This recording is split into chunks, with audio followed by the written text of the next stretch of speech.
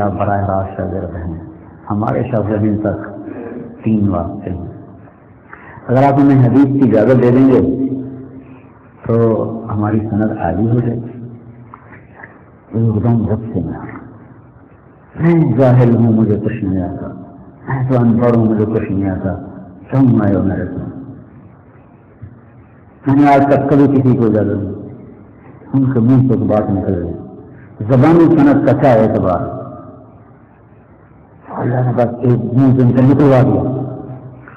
اچھا، ان کے بیٹے نے ہمیں یوں اشارہ کیا، چپ اب نہیں بولنا، تو جو میرے 2 ساتھی وہ مجھے کہیں وہ کہیں چپ، وہ کہیں بولو، تو میں پھر ہمت کی کچھ 15-20 سیکنڈ سناٹا، اور میں نے ایسی باروک شخصیت آج تک نہیں، دنیا کے لحاظ سے نواب اکبر بکری جیسا باروب آدمی نہیں دیکھا۔ اس سے ملاقات کی 2-4 دفعہ گشتوں، اور سو اکبر بکری کٹھے ہیں تو وہ ایک بنتے تھے، ایسے روب اللہ نے۔ میں نے پھر کہا حضرت ہم کتاب لائے ہیں، واقعی زبانی کا تو کوئی اعتبار نہیں، اگر آپ اجازت دیں تو ہم کچھ پڑھ کے سنا دیں، اگر آپ پسند فرمائیں تو اجازت دے دیں، ہماری آخرت بن جائے گی، آپ کا کچھ بھی نقصان نہیں ہوگا، اور اگر پسند نہ ہو تو چلو ہمیں اتنا تو حاصل ہو جائے گا۔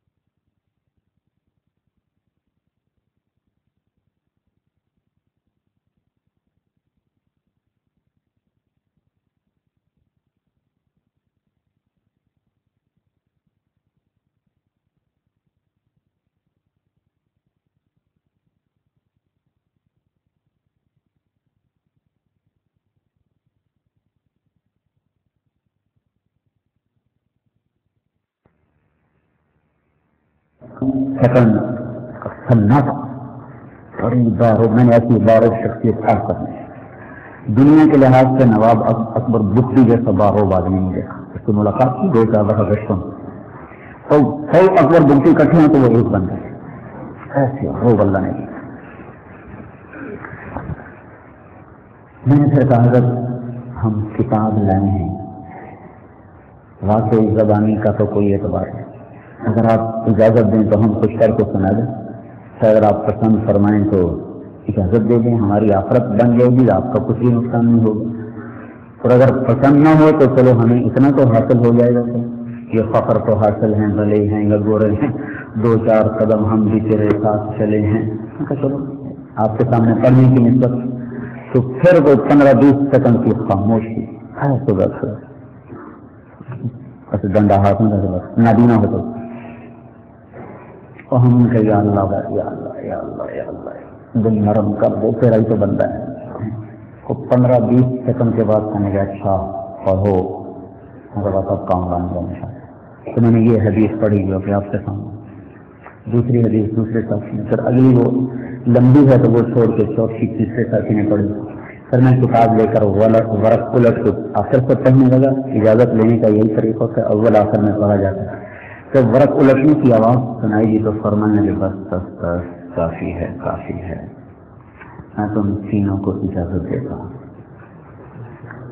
حضرت دعا کر دیں، ہم دعا کر جب لمبی دعا کریں ہماری سن کی طبیعت کھل گئی، بڑی ہمیں بڑی باتیں کی.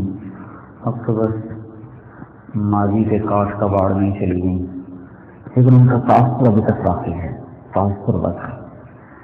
تو اس طرح اللہ نے فضل فرمایا کہ میری سند شکل ہند کے ساتھ جا کے جوڑ گئی، صرف ایک واسطے کے ساتھ، بیچ میں سے 3 واسطے نکل گئے ہیں. تو براہ راست شکل ہند کے ذریعے سے ایک واسطے کے ساتھ شکل ہند رحمۃ اللہ علیہ جا کر سمجھ لو. پھر میں نے پوچھا حضرت آپ نے کسی سے اجازت لی تھی جیسے ہم نے آپ سے لی؟ تو انہوں نے کہا میں نے شاہ عبد الغنی مجددی سے اجازت لی تھی جو مولانا قاسم نانوتوی کے استاد ہیں.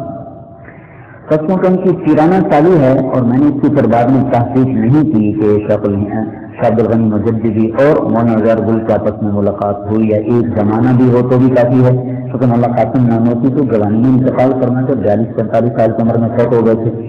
تو آیا جو ان سے ملے نہ ملے یہ سمجھ نہیں سکا، لیکن یہ بات مجھے میں نے سے لکھ لیا کہ میں نے مولانا عبد الغنی مجددی سے اجازت لی تھی. اگر وہ بات پایا ثبوت تک پہنچ جائے تو پھر بیچ میں سے شاہ الہند کا واسطہ بھی نکل جاتا ہے، مولانا قاسم نانوتوی کا واسطہ بھی نکل جاتا ہے، پھر میرے اور شاہ عبد الغنی مجددی میں صرف ایک واسطہ رہ جاتا ہے. تو غیر گل، عبد الغنی، شاہ اسحاق، شاہ عبد العزیز، شاہ ولی اللہ، 5 واسطے. شاہ ولی جس زمانے میں ہم نے پڑھا ہے وہ زمانہ 9 واسطوں سے شاہ ولی اللہ تک پہنچتا ہے. کوئی بھی ہو، یعنی 1980 کا جو دور ہے اس میں جو طلبہ فارغ ہوئے ان کے اور شاہ ولی اللہ کے درمیان 9 واسطے ضروری ہیں. ہاں مولانا رسول احمد خان صاحب رحمۃ اللہ علیہ کے کوئی شاگرد ہے وہ بوڑھے ہو گئے مرمراز ہو گئے کہ ایک دکا ہو تو مولانا رسول احمد خان صاحب رحمۃ اللہ علیہ شیخ الہند کے براہ راست شاگرد تھے. ورنہ ہمارے دور میں جنہوں نے دورہ کیا تو ان کے اور شیخ الہند کے شاہ ولی اللہ کے درمیان 9 واسطے ہیں، 9 سے کم نہیں ہو سکتے. تو اگر شاہ عبد الغنی مجددی والی بات صحیح ہو تو پھر ہماری سند پاکستان میں سب سے عالی اپنے جو ہمارے ساتھ کے پڑھنے والے بلکہ اس سے پہلے بھی. اور اگر وہ نہ ہو تو بھی بیچ میں 3 واسطوں کو نکل جانے سے بہت اونچی چلی گئی سند.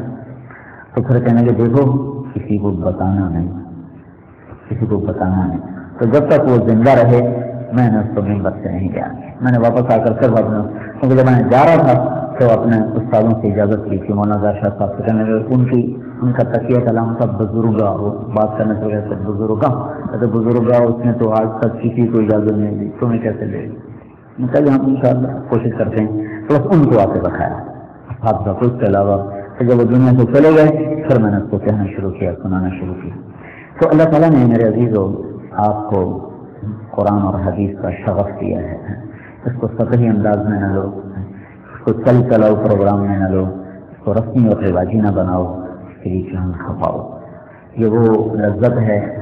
ابو اسحاق البیری رحمۃ اللہ علیہ نے فرمایا تھا اپنے بیٹے کو، ابا بکر دعوتک لو اجبت الى ما فيه حظك لو عقلت الى علم تكون به اماما مطاعا ان امرت وان نهيت ويجلو ما بعينك من غشاها ويهديك الطريق اذا ضللت فتحمل منه في ناديك تاجا ويكسوك الجمال اذا عريت هو العز المهند ليس ينبو تقاتل تصيب به مقاتل من اردت وكنز لا تخاف عليه لسا خفيف الحمل يوجد حيث كنت يزيد لكثرة الإنفاق منه وينقص إن به كفا شددت فلو قد ذقت من حلواه تعمى فآثرت التعلم واجتهدت ولم يشغلك عنها هوى وطاعا ولا الدنيا لزينتها خلقت ولا ألهاك عنها أنيق روض ولا خضر لزينتها فتنت. جب سے اشارت قصیدہ ہے تو اس کو سرم میں چند شراب کو سنائے تو بیٹے آخری صدی کے عالم میں کہ میری ایک بات مان لے، علم کو لے لے، علم کو لے لے. یہ وہ دولت ہے، یہ وہ خزانہ ہے جسے نہ کوئی لوٹ سکتا ہے نہ چوری ہوتا ہے. یہ وہ خزانہ ہے جو اٹھانے میں بہت ہلکا، حقیقت میں بہت وزنی. یہ وہ خزانہ ہے جسے خرچ کرو گے تو بڑھے گا اور بند کرو گے تو ختم ہو جائے گا. یہ وہ خزانہ ہے جس کے ذریعے سے محفل کی رونق تو بنے گا، میر مجلس تو بنے گا، میر کاروبار تو بنے گا. تیرے امر اور نہیں پر لوگ عمل کریں گے اور تیرے لیے اندھیروں میں یہ علم تجھے راستے دکھائے گا. اور جس دن تو نے اس کا ذائقہ چکھ لیا تو اس دن نہ تمہیں دنیا دھوکہ دے سکے گی، نہ کوئی حسین شکل تمہیں دھوکہ دے سکے گی، نہ کوئی خوبصورت منظر تیرا دل لبھا سکے گا. پھر تو اسی میں ہی گم ہو کے رہ جائے گا کہ ساری کائنات آفاق کا حسن جمال تو اسی میں چھپا ہوا ہے. تو میرے عزیزو رواجی طور سے نہ پڑھو، جان خفا سے پڑھو، اللہ سے قبولیت مانگ سے پڑھو. اللہ قبول کرتا ہے تو پھر آداب بھی دے دیتا ہے، رکاوٹیں بھی دور کر دیتا ہے. ہمارے ساتھ ساتھ فرمایا کرتے تھے مولانا عبدالرحمان صاحب، میں تو بس کنڈکٹر تھا، تبلیغ میں لگا، علم کا شوق ہوا، رہنے داخل ہو گیا. میرے ساتھ کئی مالدار تبلیغیوں کے لڑکے پڑھتے تھے. تو مجھے کبھی خیال آتا میں تو غریب آدمی، میری تو روٹی بھی پوری نہیں ہوتی، تو میں سارے ہونے کے بعد کیا کروں گا؟ اور یہ جو مالدار لوگ ہیں ان سے بیٹھے تبلیغ بھی کریں گے، تدریس بھی کریں گے، ان کے بعد تو پیسہ ہی بہت. پہلے دیکھو مجھے 29 سال ہو گیا میں مرکز میں بیٹھا ہوں اور مالداروں کے بیٹے مال میں گم ہو گئے. کب وہ مال میں گم ہو گئے اور میں اسی چٹائی پہ بیٹھا ہوں 29 برس گزر گئے. ایسے میرے عزیزوں اللہ سے مانگو کہ اللہ آپ کو علم کا ذوق دے، اس راستے کے آداب دے اور اللہ کے دربار سے قبولیت ملے.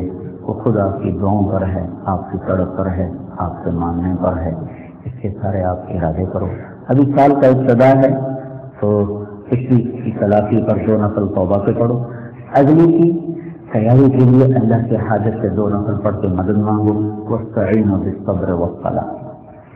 تو اس راستے کا سفر جب اللہ آسان کر لیتا ہے تو پھر رکاوٹیں بھی دور کر لیتا ہے. تو اس کے سارے بچے نیت کرو گے، ٹھیک ہے نا؟ نیت کرو گے نا؟ جن بچوں کی حدیث شروع ہو چکی ہو تو ایک حدیث روز یاد کر لیا تھا. مولانا اسلم صاحب رحمۃ اللہ علیہ تھے ملتان میں، میرا ضلع ملتان ہے. میں ملنے گیا، مجھ سے کہنے لگا بیٹا کیا کر رہا ہے؟ میں نے کہا یہ اگلے سال میں اسٹارٹ شروع ہو. کہا بیٹا ایک حدیث روز یاد کر لیا تھا. وہ بات میں نے پلے باندھ لی. تو میں کرتا گیا. اتنا بڑا اللہ نے مجھے ذخیرہ دے دیا. کیونکہ مراجعت کا وقت نہیں ملتا تو اس میں سے تقریباً بہت تو بھول چکا ہے، کچھ تھوڑا بہت ذہن کی کسی گوشے میں رکھا ہوا ہے. لیکن مجھے نہیں پتا تھا کہ یہ اتنی بڑی دولت مجھے مل رہی، مجھے پتا بھی کوئی. جب ساری دنیا میں پھرنے کا اللہ نے نظام بنایا تو پھر پتہ چلا کہ او ہو کتنی بڑی اللہ نے دولت عطا فرمائی.